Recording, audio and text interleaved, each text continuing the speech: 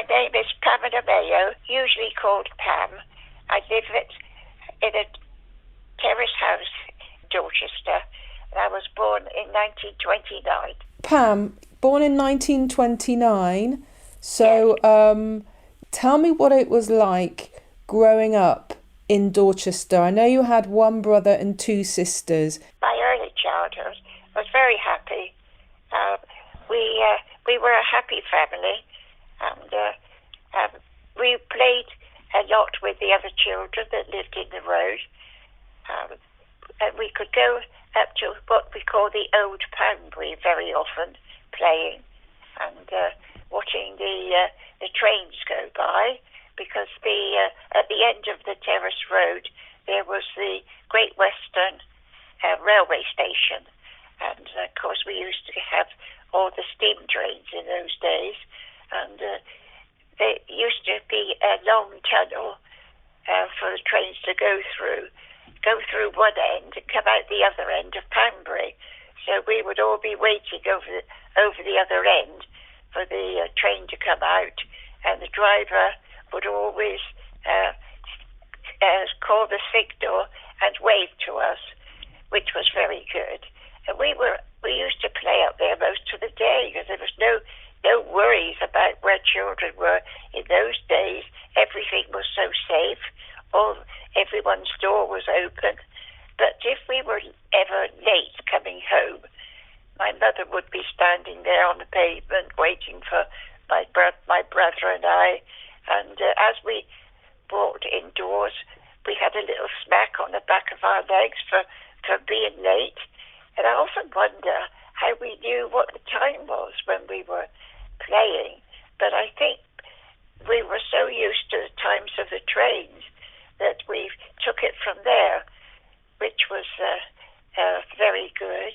Tell me about the changes in Poundbury over the years. Oh, Poundbury was a lovely place to go.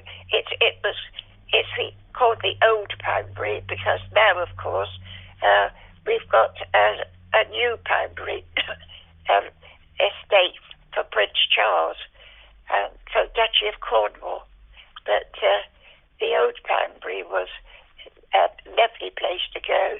It had Poundbury Road leading up to it, but on the left-hand side of the road now is a trading and housing estate.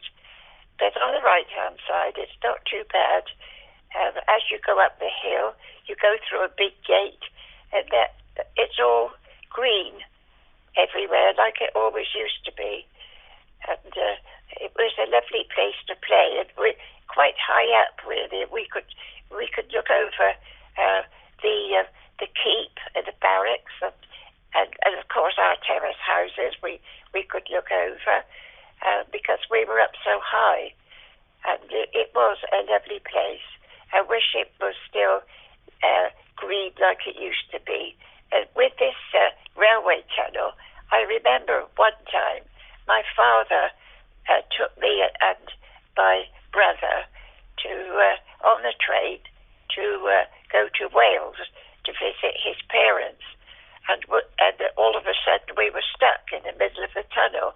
The train broke down, and we were stuck there for nearly an hour in the dark, which was quite frightening. And I'm still claustrophobic even from those days. So I don't know if that was the start of it all, but it was rather frightening because we weren't all that old, really. And my mother, for a treat every year, as we were growing up, used to take us on the train at the Great Railway Station and go to Upway Station, and we'd stop there and then walk down to Upway Wishing Well and have a raspberry and cream tea. And that was a great thing for us to look forward to. It meant a lot. We really looked forward to that every year because, very few people had cars in our days. And it was all walking everywhere. Well, there were buses. Dorchester had a bus station, and it was called Be Regis coaches, and they were the only ones that were going around the place. I mean, for you, what are the special places in Dorchester? What are the places that you still love today that are important to you? Well, there's Mulberry Rings, which isn't far from where I live now. That's on the Weymouth Avenue Road, Mulberry Rings. It was an old, very old Roman encirclement, and we used to play there for a long time, but of course it was quite a walk from where we lived in Prospect Road to go to Mulberry Rings. But so my mother or father used to take us there, and it was all deep hills, and of course we used to roll down the hills and run along the tops, and then we could look over different parts of Dorchester, the old brewery that was, and that was another interesting place.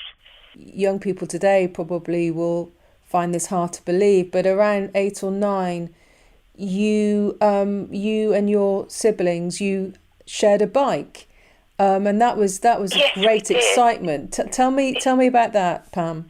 Yes, I don't know, can't remember where my mother or father got the bike from, but it was second hand when we had it, and it was a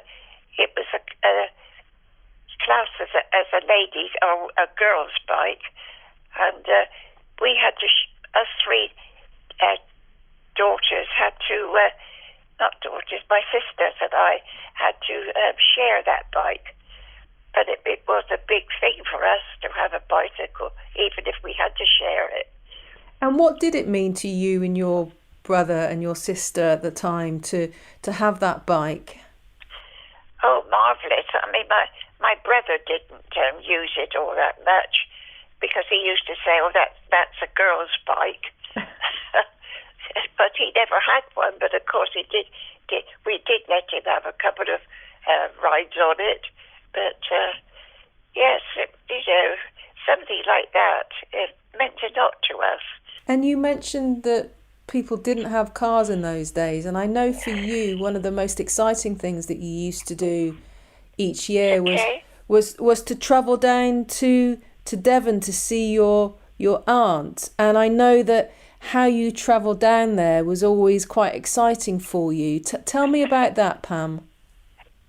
There was the laundry, what they call the Dorchester Laundry, on the corner of Hawthorne Road and Bridport Road, and it was a big place and very, very busy, and my mother worked there until she became manageress of the laundry, and the laundry van man used to have to pick up the dirty washing and take the clean washing back the following week, right down to the Devon and Dorset border, and my brother and I, and some years, I took my sisters as well, and we went down with the laundry man in the van, and he dropped us off on the borderline. That my aunt was there meeting us, and took us over, and we went to her father's farm in Hawkchurch, where we stayed for maybe a week, maybe just over a week. And my brother absolutely loved going there because he was out all day with my aunt's parent and my aunt's father, who was a farmer there, and used to go in the fields haymaking and making hay ricks.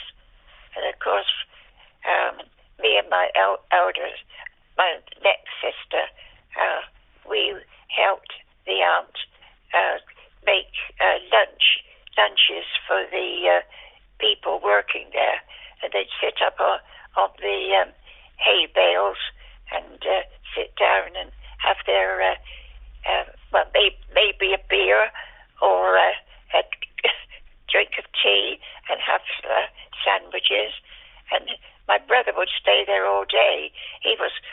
nearly all the time we were there that week, every day he wore his Wellingtons because he was out in the field in the mud all day long. And a lot of that was done by horses. Oh, yes, of course it was. Yes, and we used to have a ride sometimes on the back of the trailer that the horse was pulling, and then we'd have a ride back home to the farm.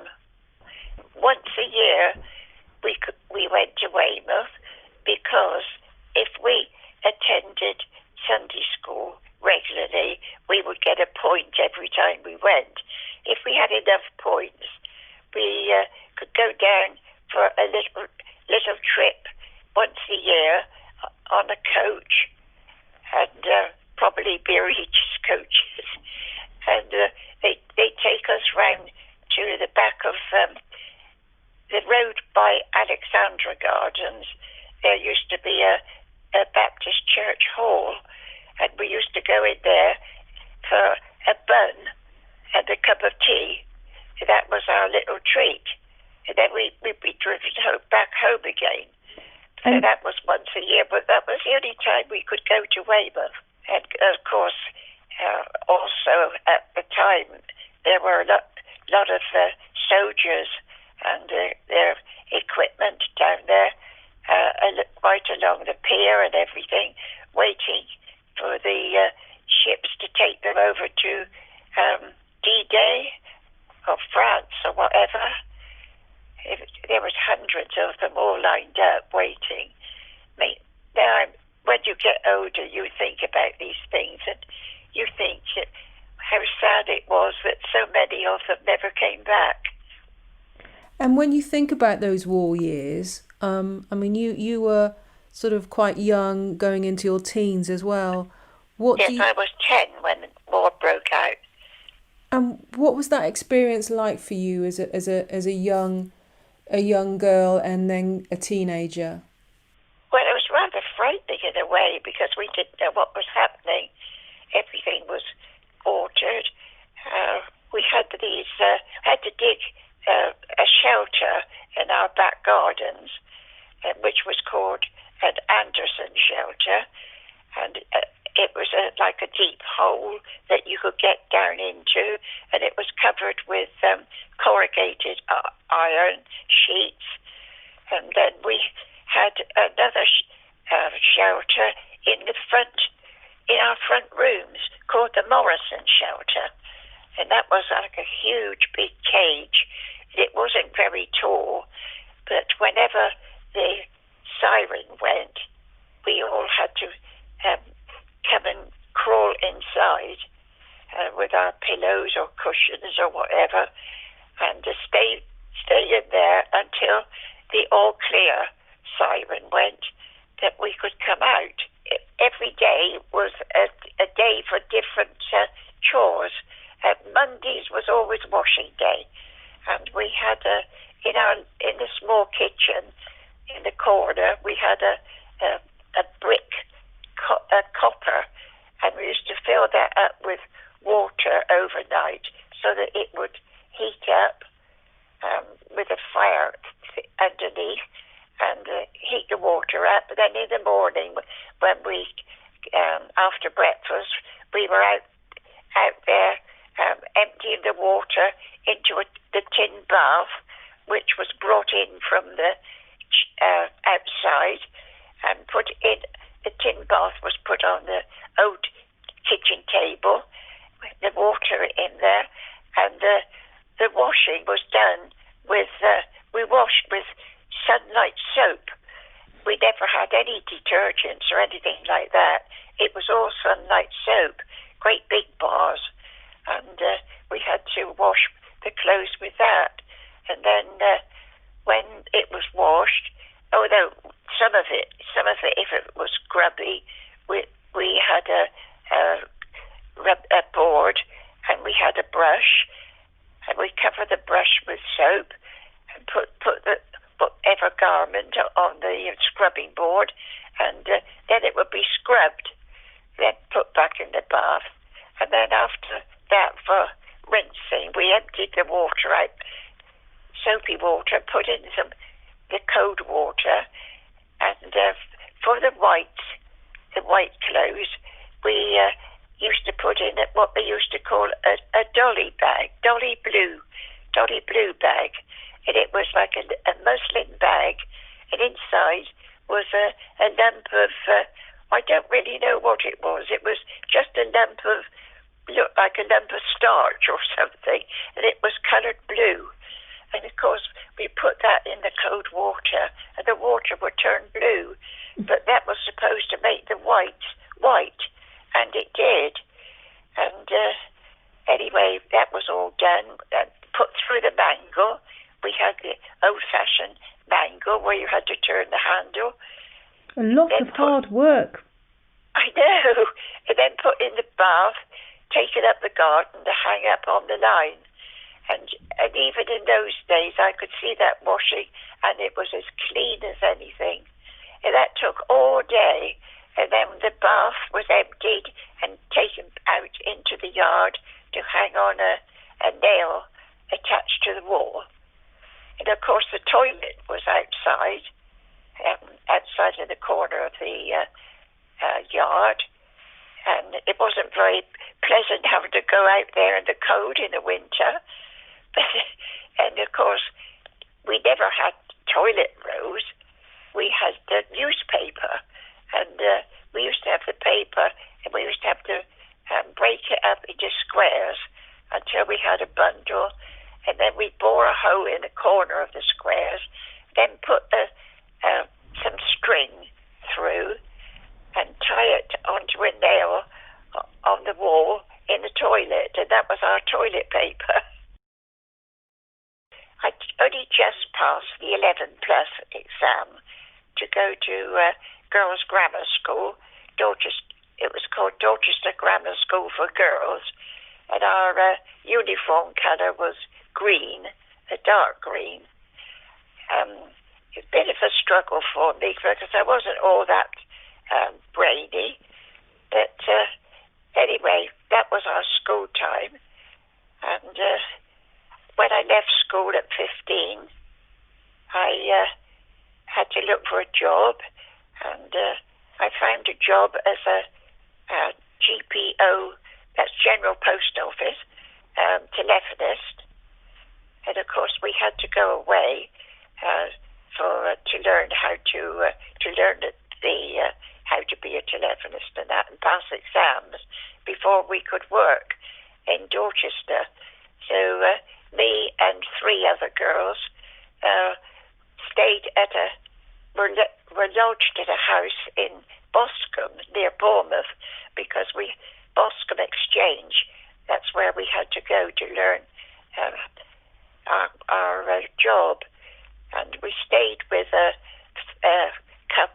couple that owned this house in Boscombe. They never had children, and I often think today, whatever did they think about looking after 4 teenage girls, even in those days?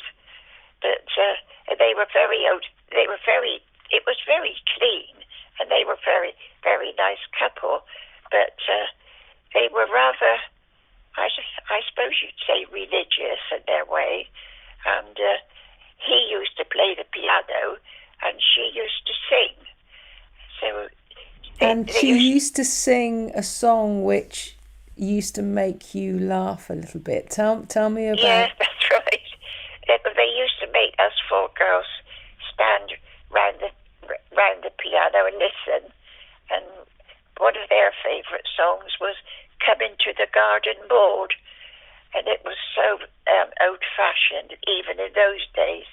And how us girls could stop laughing, I don't know. We didn't know what to do. And anyway, we had to listen to it all, and some other tune they played, but that was their favourite.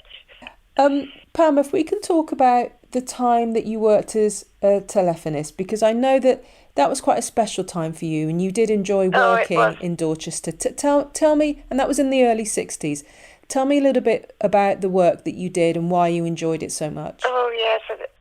being a telephonist, you just don't answer calls all the time. And there's a lot to it. Of course, with all these little villages and places about, you can't have the whole names on the switchboard. They've all got different codes. Like Piddletrentide was PDT, Puddletown was PU, and of course Dorchester was DO, Weymouth WE, Portland POR, and it went on and on like that. So that they had the different holes in the switchboard against these numbers, and if you wanted like a Puddletown number or anything, you pick up the front cord and put it in one of the holes and dial the number.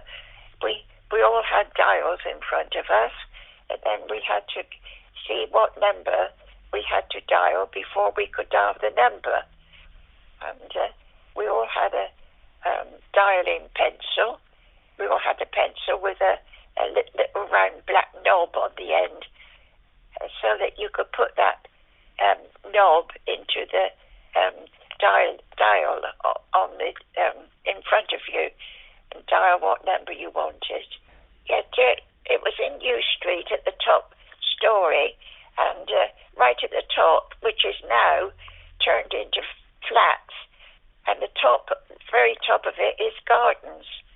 The flat at the top has got gardens, and we used to go to the exchange because the post office, the postman, and the sorting office was on the ground floor of the place in New Street. So we had to go through there and walk up to the top of the stairs. We had no lifts in those days. Pam, tell me what the camaraderie was like. What was it like working with... Oh, very good. Very good. We had quite a big exchange, really. I can't remember how many of us there was. There must have been between 20 and 30 of us. We had supervisors walking behind us in different sections. That's right, telephone directories were huge, absolutely heavy, and it was all numbers from all over the country, all over the British Isles, and you had to look through these for people that wanted to know. They know the address of people, but they didn't know the number, and we had to look up all these, and that was another part of the exchange. But it was such a happy time, very happy time. And what did you enjoy most about working there? What did I like most? Well, everything really. I mean, it taught us such a lot in our days, and even now, that's where my sister-in-law lived and worked, and that's how I met her, and we keep in touch right up to this day. We ring each other every Saturday, and we often bring up things about the telephone exchange. She was a good worker there as well. I can't remember how long we had for lunch. I suppose it must have been half an hour, because, I mean, sometimes we used to come out and walk over Trinity Street to the Plaza Cinema, because up on the first floor there was a cafe, and we used to go there and have our coffee and a bun and come back again. And I know that for you were a big fan of Cliff Richard. Yes. So tell me about the trips to Bournemouth and London. Oh, yes, we used to, when Cliff and the Shadows were playing in Bournemouth, usually in the pavilion, my friend that I had, when I was grown up and married anyway, my friend and I were great Cliff Richard fans, and when they played in Bournemouth, we'd go up on the train and go to the concert, and then when the concert was finished, we go round to the stage door and wait, with several other fans, of course, wait till they came out. And Cliff came out one day, and I asked for his autograph, his signature. So I've still got that in my autograph book.